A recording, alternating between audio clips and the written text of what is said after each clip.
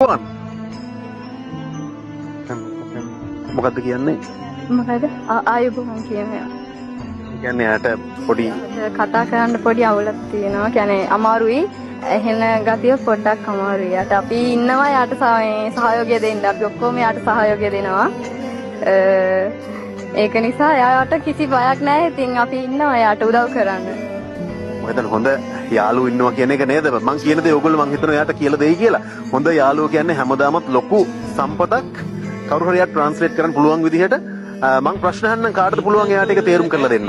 පුළුවන්ද? පුළුවන්. අද දවස ගැන මොනවද හිතන්නේ?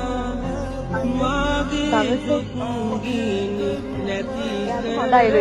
එයාට ඒක හොඳයිලු.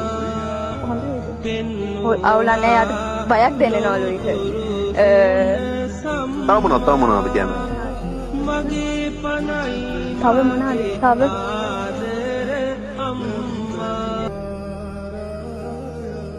නෑ අද දවස උයන්නේ.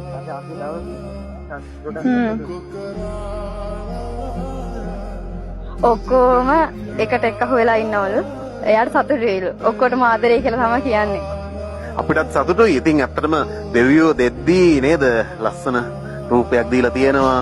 එතකොට දක්ෂතාවය දීලා තියෙනවා. හැබැයි දෛවය සරදමක් කරලා තියෙනවා නේද? කමන්නේ ජය වෙන්න කියලා ප්‍රාර්ථනා කරනවා. කවුරු හරි කියන්න මං එයාට විශ් කළා කියලා.